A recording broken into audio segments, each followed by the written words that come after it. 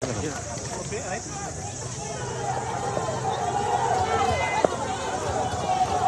lapar, haus lapar, dia punya negeri sendiri. Kami lapar, kami lapar, kita lapar.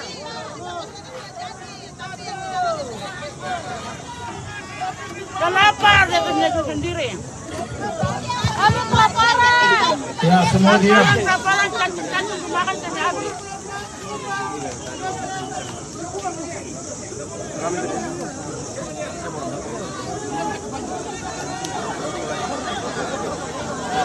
Yang lain banyak.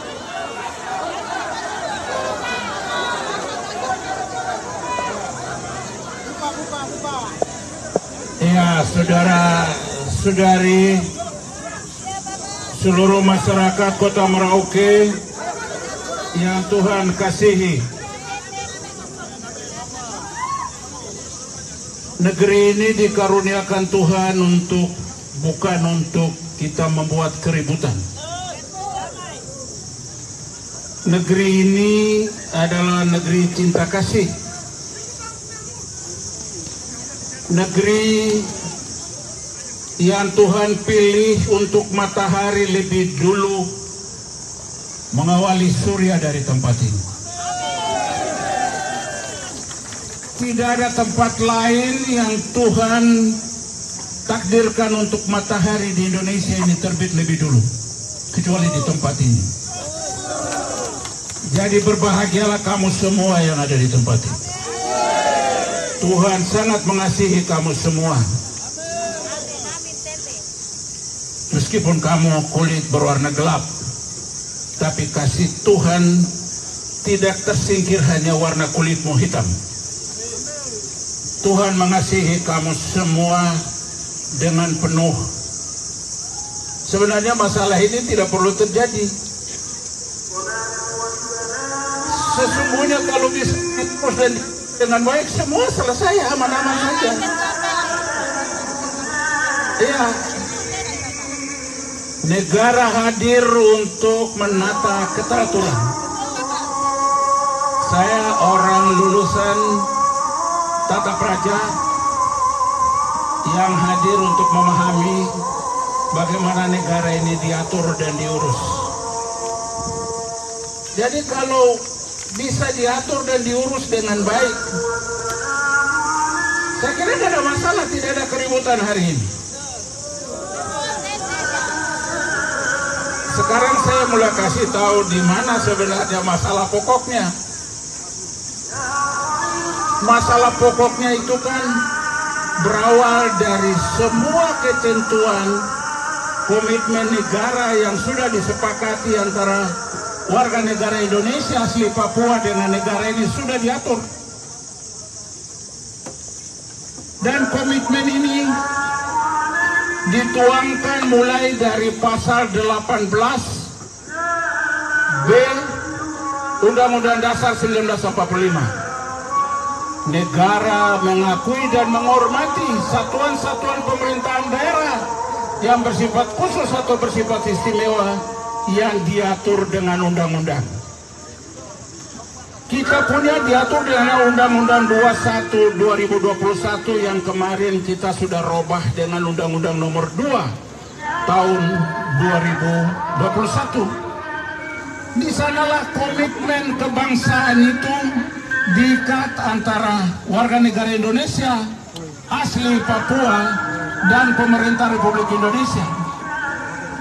Itulah komitmen perikatan yang kita berdiri tegak di atas itu, bukan di tempat lain. Di dalam Undang-Undang nomor 2 tahun 2021 dan di sana ada ketentuan porsi-porsi warga negara Indonesia Nusantara dengan warga negara asli Papua itu sudah diatur 80-20, sudah diatur. Adakah kita menggunakan acuan itu atau tidak? Ingat, negara ini adalah negara hukum. Bab 1 bentuk dan kedaulatan ayat 3, Indonesia adalah negara hukum. Poin, tidak ada tambahan lagi.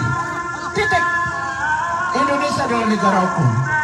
Kalau sudah negara hukum, asas-asas itu kita harus patuhi. Dan ada 3 asas dunia yang kita lex specialis, derogat legi generalis. Peraturan yang bersifat khusus mengesampingkan peraturan yang bersifat umum.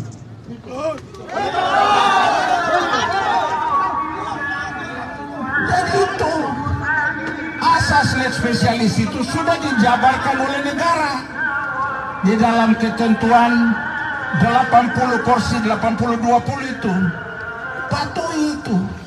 Tapi hari ini mulai dari provinsi, mulai dari kabupaten, semua asas itu sudah diinjak-injak. Jadi ada polisi ini tidak perlu hadir. Kalau kita semua sebagai warga hukum menjunjung tinggi hukum itu dengan baik, saya kira orang-orang ini tidak perlu ribut.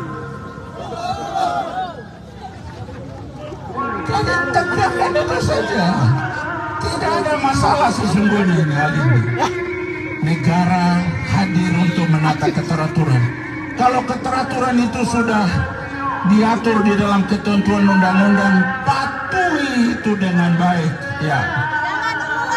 Asas yang ketiga itu adalah lex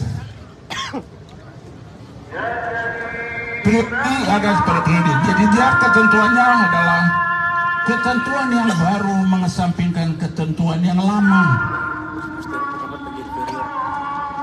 Ketentuan lama kita itu di dalam Undang-Undang 21 itu sudah kita remajakan karena ada tuntutan-tuntutan yang muncul sehingga 21 diganti dengan nomor 2. Maka nomor 2 itu apa? Karena ada yang belum selaras dengan tuntutan masyarakat yang mengendaki penerapan harus jauh menyentuh hak-hak orang warga negara Indonesia asli Papua itu sudah ada. Jadi kalau kita patuhi aturan sesungguhnya tidak ada masalah dan kita tidak perlu membangun permusuhan tuding menuding satu sama lain. Nggak perlu. Kita satu saja. Saya mau kasih tahu pasal 28J ayat 1. Setiap orang wajib menghormati hak asasi manusia orang lain dalam tertib hidup bermasyarakat, berbangsa, dan bernegara. Ya, bangsa dan negara kita ini akan kuat dan kokoh kalau hidup bermasyarakatnya baik. Kalau hidup bermasyarakatnya baik. Kalau kita sudah gagal hidup bermasyarakat dengan kekayaan kemajemukan, kita sepakat untuk merontokkan bangunan NKRI. Hari ini jangan menilai mereka itu pemberontak, tapi justru mereka adalah pencinta NKRI yang menghendaki keseimbangan itu terjadi.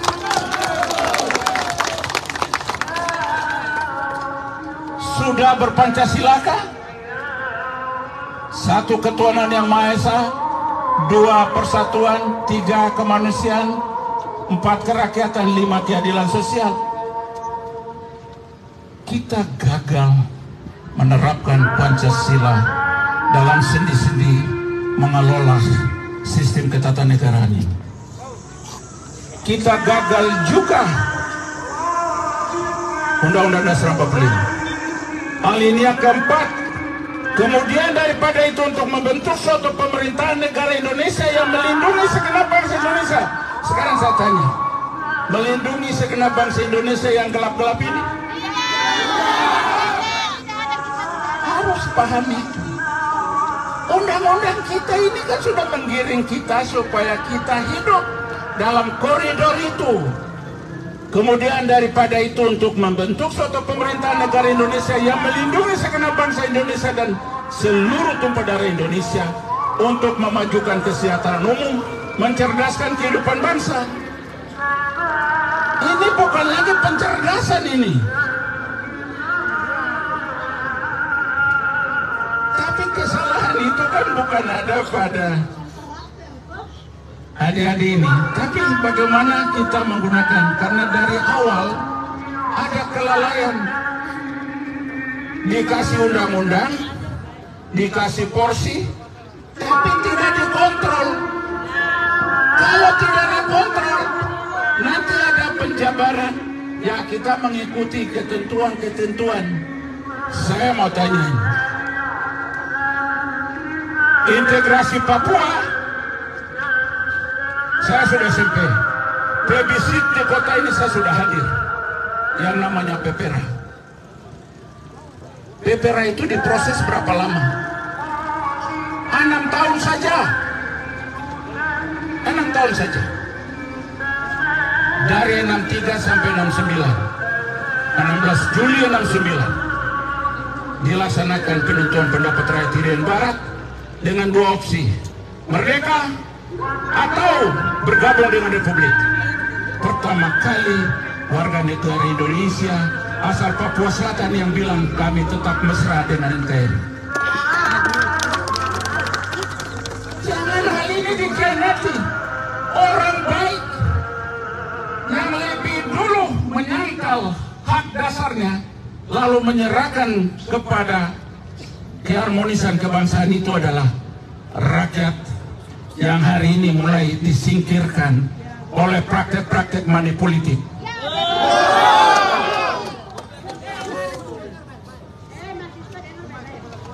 Ini praktek money. Saya sudah ikut pemilu dan jadi penyelenggara pemilu mulai dari tahun 71 di Kimam. Saya baru ketemukan pemilu yang amburadul dahsyat ini tahun ini. Di seluruh tempat saya sudah jadi pelaksana pemilu. Seluruh tempat, sampai Jakarta juga waktu saya kerja, saya jadi pelaksana pemilu di Bangda, di kantor Direktorat Jenderal Pembangunan Daerah. Saya baru ketemu ada praktek demokrasi yang dahsyat dengan money politik ini tahun ini.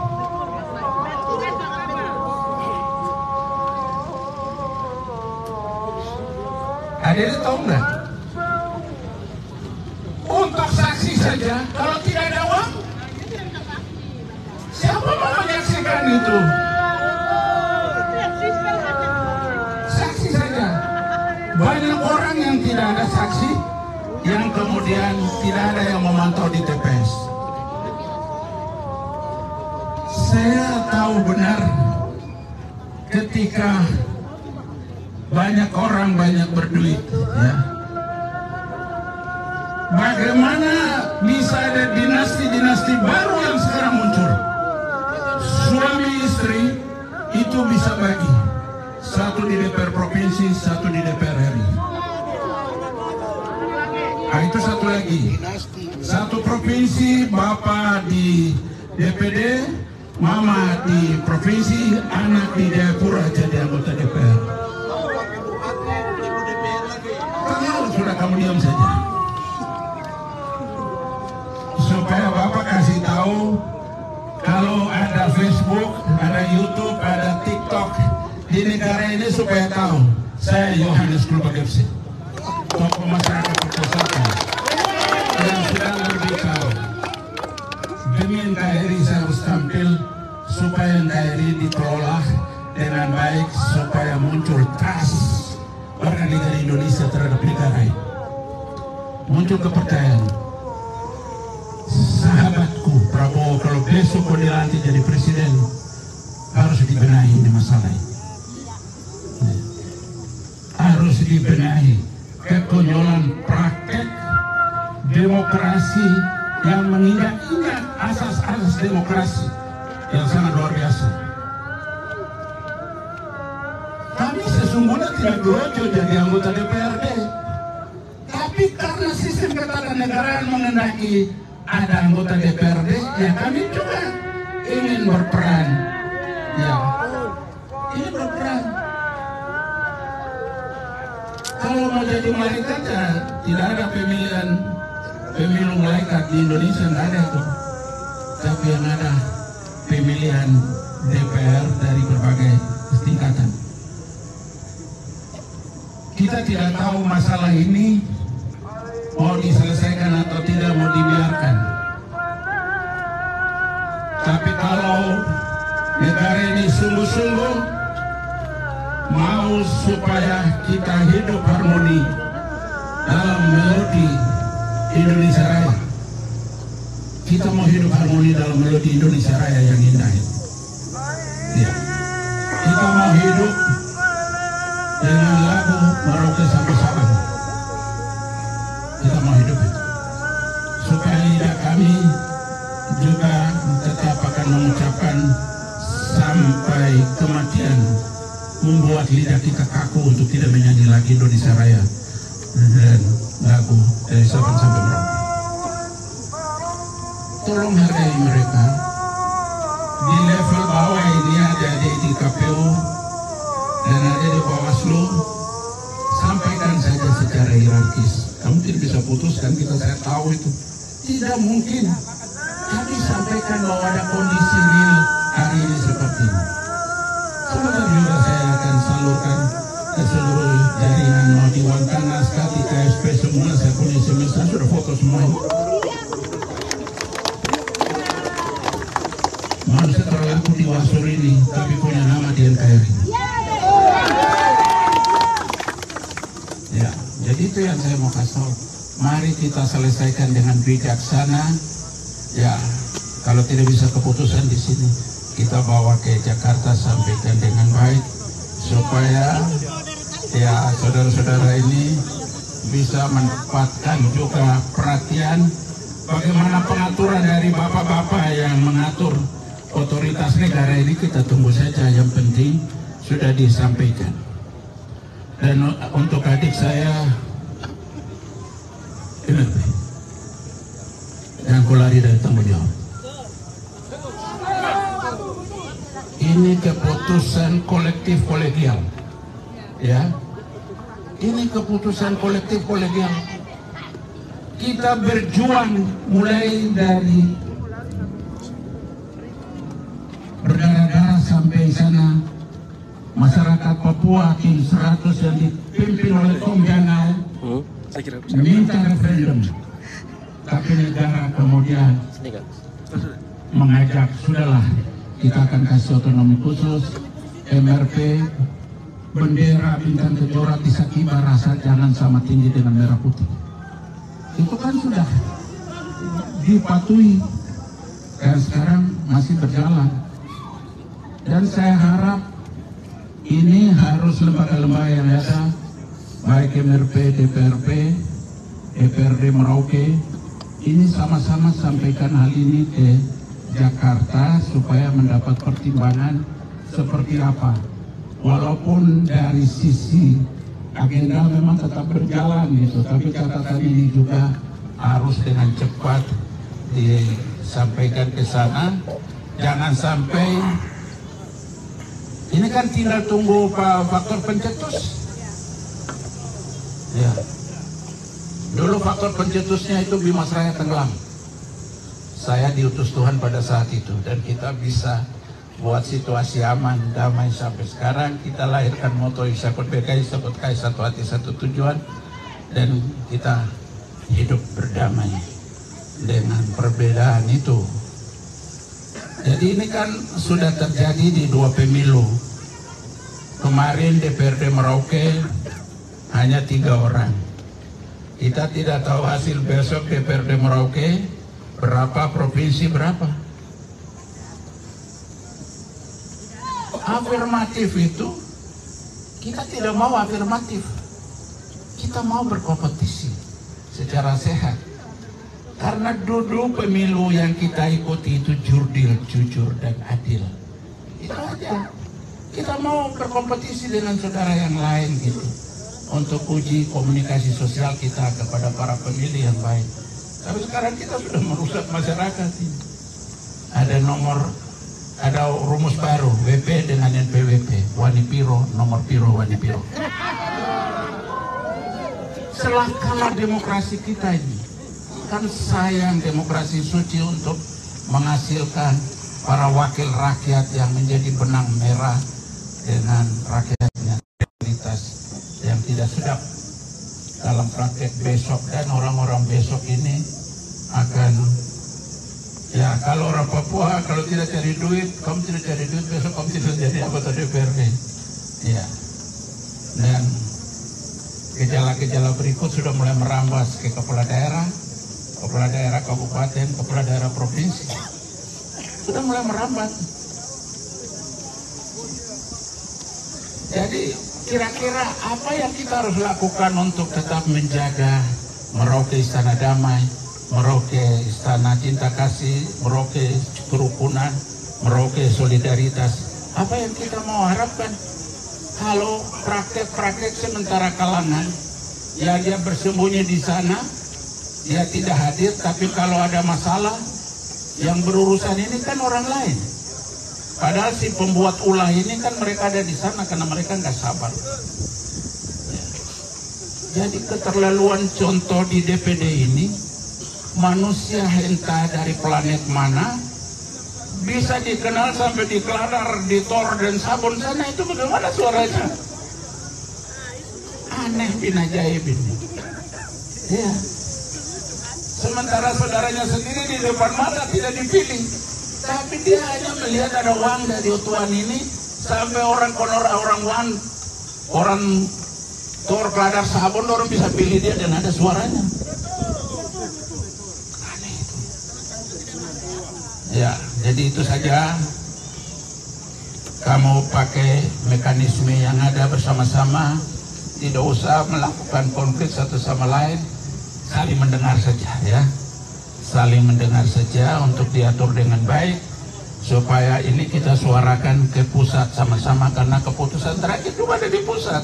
Kita ribut di sini tidak bisa, orang ini ambil keputusan. Tapi yang kita minta itu ada kejujuran dengan baik, dengarkan mereka apa yang mereka sampaikan. Kalau ada bukti, lengkapi bapak-bapak di sini dengan bukti-bukti yang ada. Bukti-bukti, karena di dalam hukum ya tidak ada bicara katanya, bicara itu bukti. Kalau ada bukti ya silakan dilengkapi. Dan kita harap bahwa adik-adik yang mendapat tanggung jawab untuk memikul amanah baik sebagai penyelenggara maupun sebagai pengawas ini harus kerja dengan baik, karena kita sudah tanda tangan waktu itu, waktu Kapolres Rama kita tanda tangan di Mapolres waktu itu, pemilu damai gitu ya, kita udah tanda tangan semua dengan semua partai politik. Tapi mereka hanya taruh tanda tangan aja, lalu mereka giat melakukan money politik. Ini yang salah di situ. Tidak konsekuen. Kita sudah tanda tangan itu. Sama-sama soal money politik dengan Kapolres pada saat itu.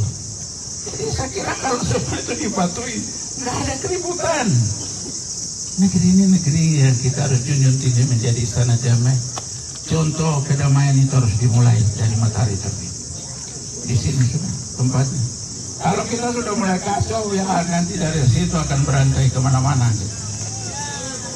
Jadi itu saja supaya ada Kapolres dengan teman-teman itu, mereka kan bisa anggap aja rekreasi dengan kemajemukan yang ada di sini. Tapi kalau kita tidak saling memberi ruang, nah ini masalahnya. Iya, ini masalahnya. Jadi persoalan ini tidak bisa selesai hari ini, karena ini bicara soal proses ketentuan hukum.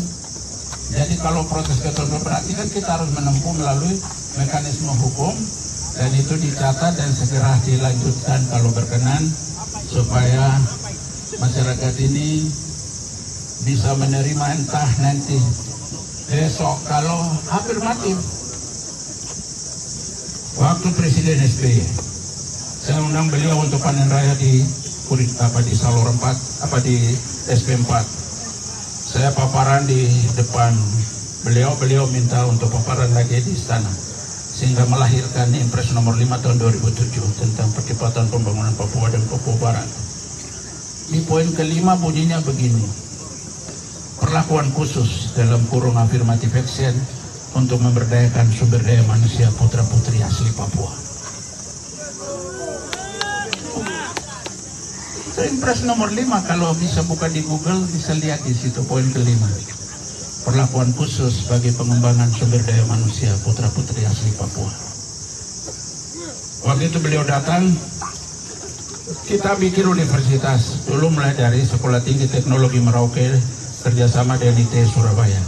Saya bilang sama Pak SBY, kita dua ini badan sama-sama besar, tapi saya jangan badan besar tapi otak kerdil. Saya tidak minta bahwa presiden itu duit, saya hanya minta restu, kasih nama, kasih Universitas Negeri Musa Musin. Kebetulan teman saya Wakil Menteri Pendidikan dan Kebudayaan Pak Fasli Jalal, orang Padang. Saya bilang, Pas, aku nggak perlu kejar-kejar jadi menteri, cukup kau saja. Nanti kau bantu saya. Oh beres, skip saya. Dulu di Bappenas, di Sosbud. Udah jadilah itu universitas. Maksud saya, supaya ini juga jadi mesin untuk mencetak manusia Papua yang mungkin saat ini belum memenuhi kriteria kompetensi. Ya dengan mereka kuliah di situ, mereka bisa memenuhi syarat kompetisi dari semua ya lapangan pekerjaan yang tersedia di sini. Jadi kita udah mulai proses perlahan-lahan. Saya usul pemekaran lagi dari 1 kabupaten menjadi 4 kabupaten, dan kamu harus berbagi. Negara ini bisa kasih kita provinsi jauh dari syarat yang ada itu, yaitu dengan 4 provinsi kita bisa bikin provinsi, dan 4 kabupaten kita bisa bikin provinsi. Itu satu hal yang negara sudah kasih ke saya. Berarti itu kan sudah menggunakan asas lex specialis derogat, legi generali. Ya itu kan asas itu. Wilayah cukup luas, 1,30 Jawa, 119.749 km persegi. Saya ngomong ke sana, ke teman-teman baik di Kemdagri, bahwa Menko Polhukam dan semuanya, dan mereka merestui. Saya bilang, Pak, kita masih ada manusia pohon, manusia di bumi aja kita belum sejahterakan, apalagi manusia pohon yang namanya Korowai dan Kombai. Supaya kita bisa kasih turun doran dari manusia pohon menjadi manusia bumi, walaupun nanti kita proses untuk sejahteranya. Itu catatan saya di Komisi 2 waktu saya paparan tentang usulan kita pada saat itu. Jadi harapan saya bahwa pemilu ini bukan untuk kita baku hantam, bukan. Tapi pemilu ini kan hadir untuk sama-sama mengerjakan pekerjaan rumah bangsa ini. Kita lahirkan tokoh-tokoh yang mumpuni, yang besok akan menjadi jembatan merah, jembatan silaturahmi untuk mengurus masyarakat ke depan gitu. Jadi ada Kapolres ini, masih ada lagi satu keributan yang akan muncul, itu keributan di antara kita orang aja. Karena begini, siapa yang mau didahulukan untuk duduk di kursi afirmatif ini? Karena semua mau gitu. Suruh Maikan juga dia seleksi, dan Maikan itu marah dia. Kata dia lekor orang sini, dong marah dia gitu maksudnya. Jadi kembali lagi kepada dari berbagai teori yang pernah saya belajar dan saya baca, saya temukan satu teori yang ditulis oleh anak Sunda dari Lan Bandung. Tulisannya begini, kebijakan adalah dasar untuk bertindak. Selesai. Nah kalau kita sudah ada kebijakan konstitusional, mari kita gunakan dasar-dasar kebijakan konstitusi itu kita atur. Tetapi nanti itu pekerjaan rumah berikut yang nanti kita akan minta. Kalau kemarin satu kursi 10.000, kita mau coba minta sama-sama dengan MRP, dengan DPRP untuk kita coba bicara, Mbok kasihlah kurang dari 10.000 supaya mereka bisa jadi. Kalau semua sama-sama 10.000, sampai sekarang juga saya lihat tidak ada yang 10.000. Ya, itu yang punya duit aja nggak bisa 10.000. Malah yang punya duit aja kemarin nggak bisa masuk. Ya, sehingga ada dosa-dosa di mana-mana. Gereja yang juga ada urusan dengan Tuhan juga, ya ada janji-janji lain di gereja yang kemudian tidak bisa dipenuhi, ada dosa di gereja gitu. Belum lagi dosa di masyarakat. Ya. Jadi ini saja, mari kita satu. Kemarin tunda itu karena ada teman-teman dari agama Hindu yang hari Nyepi. Ini teman-teman juga sudah mulai hari ini, hari pertama mereka sholat. Tapi ya ini kan maju karena dituntut oleh sebuah kondisi gitu. Moga-moga diminta. Saya selaku tokoh besarnya memohon maaf kepada saudara-saudara kaum muslimin dan muslimah. Karena kalau ada situasi hari ini ada hal tertentu yang membuat mereka bukan kurang satu. Tapi saya adalah tokoh 3 zaman. Dari Belanda saya sudah ada, UNTEA juga saya ada, Republik ini saya juga ada, dan saya menjadi saksi perjalanan sejarah tanah Papua dan masyarakat Papua di tanah Papua ini. Ya, jadi itu saja. Coba dikomunikasikan lewat wakil, kita cari solusi bersama, dan saya harap bapak-bapak Forkopimda ini juga harus hadir, karena ini kan juga menyangkut situasi ya negara di paling depan Republik ini, supaya kita duduk bersama, kita cari solusi. Mungkin ada hal-hal tokoh-tokoh tertentu yang bisa dihadirkan untuk menyampaikan hal ini, bagaimana sebenarnya pengaturan kita, kan ada realitas yang benar-benar saya pikir bahwa yang terpilih ini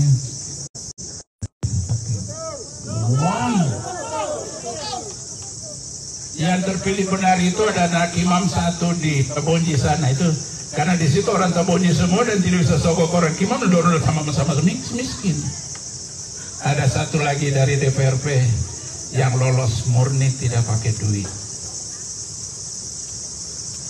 Yang lain yang saya tahu sangat luar biasa, money politik. Tapi kalau ini adalah dosa terakhir dari perjalanan praktek demokrasi kita, mari kita akhiri di titik ini. Untuk selanjutnya kita membuat ikrar bahwa ke depan kita ingin membuat demokrasi yang luhur, demokrasi yang benar-benar ingin supaya kita bisa menghadirkan tokoh-tokoh perwakilan rakyat yang benar-benar lahir karena hati nurani, bukan karena uang merah gitu. Hari ini di Wasur, Pak. Jadi ada saudara satu yang sudah store 50 sampai 60 juta, suaranya tidak masuk dan dia mau tuntut kembali uang itu. Wasur di depan mata saya ini. Ya, ada satu saudara yang mereka sebutnya kepala kampung, bukan kepala kampung tapi tukang kasak kusuk ke sana kemari. Di antara mereka sangat luar biasa gitu. Jadi ada beberapa anggota dewan yang kemudian minta calon yang gagal itu minta supaya uangnya dikembalikan. Ya ini tidak tahu urusannya bagaimana ya nanti.